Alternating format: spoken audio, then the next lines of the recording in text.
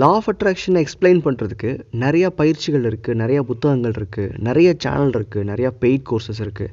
இப்போ நீங்கள் சாதாரணமாக லா ஆஃப் அட்ராக்ஷன் ப்ராக்டிசஸ் அப்படின்னு சர்ச் பண்ணிங்கன்னா எவ்வளோ விதங்கள், ஒரு 100-200 விதங்களுக்கு மேலே உங்களுக்கு ப்ராக்டிசஸ் கிடைக்கும். அதில் எது நமக்கு ஈஸியாக இருக்கோ, எது நம்மளால் பண்ண முடியுமோ அதை எல்லாத்தையும் எடுத்து நம்ம பயிற்சிகள் பண்ணுறோம். ஆனால் இங்கே ஒரு உண்மையான விஷயம் என்னென்னா, பயிற்சிகள் பொறுத்து நம்ம மேனிஃபெஸ்டேஷன் இருக்காது. இன்றைக்கி நீங்கள் எந்த நிலையில் இருக்கிறீங்க, உங்களுக்கு என்ன மாதிரியான எண்ணங்களில் சிக்கல்கள் இருக்குது, அதுக்கு எந்த பயிற்சி பயன்படுத்தணும் அப்படின்றது முதல் விஷயம். அது கூட நம்ம யாராவதுக்கிட்ட கேட்டோ இல்லை சில சேனல்ஸ் பார்த்துட்டோ சில கைட்ஸ் மூலமாகவோ எந்த பயிற்சியின் மூலமாக இந்த ப்ராசஸ் ஸ்டார்ட் பண்ணணும் அப்படின்றதெல்லாம் கூட நம்ம கண்டுபிடிச்சிடலாம். ஆனால் இங்கே எல்லோரும் பண்ணுற இன்னொரு தப்பு என்னென்னா, நிறைய நேரம் பயிற்சி செஞ்சால் நம்ம வாழ்க்கை உடனடியாக மாறிடும் அப்படின்னு நினைக்கிறது. அதாவது இப்போ ஒரு 20 தடவை ஒரு பயிற்சியை செய்யணும் அப்படின்னா அதை 100 தடவை பண்ணுறது, இல்லை ஒரு 1 hour இந்த பயிற்சியில் ஈடுபடுங்கன்னு சொன்னால் அதை 2-3 hours பண்ணுறது. அந்த மாதிரி ஒரு லிமிட்டுக்கு மேலே பயிற்சி செஞ்சால் நம்ம வாழ்க்கையை மாறும் நம்புறது முற்றிலுமான பொய்.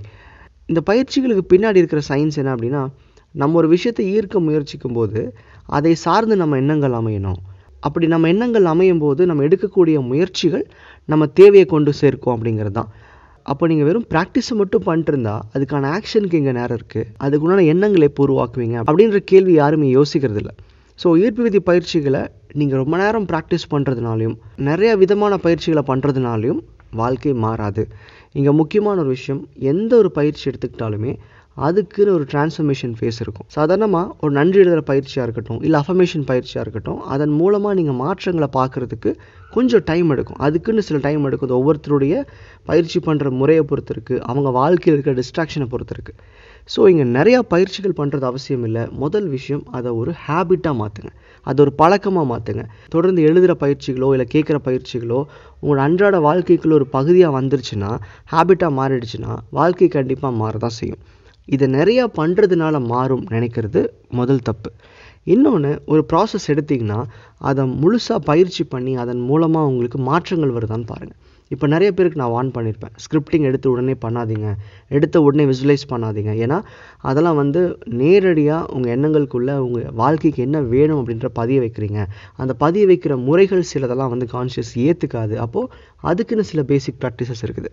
நிறைய பேர் இந்த பயிற்சி ஆரம்பிக்கும் போதே 55x5 பண்ணுவாங்க. பண்ணலாம், தவறில்லை. சில குயிக் மேனிஃபெஸ்டேஷன் ப்ராசஸ்க்கு பெருசாக பயிற்சிகள் தேவையில்லை. இருந்தாலும் 55x5 மாதிரியான பயிற்சிகளை சக்ஸஸ் பார்க்கணும் அப்படின்னா கண்டிப்பாக அதுக்கு சப்போர்ட் பண்ணுற நன்றி எழுதுகிற பயிற்சியோ இல்லை அஃபர்மேஷனோ கண்டிப்பாக பண்ணி ஆகணும்.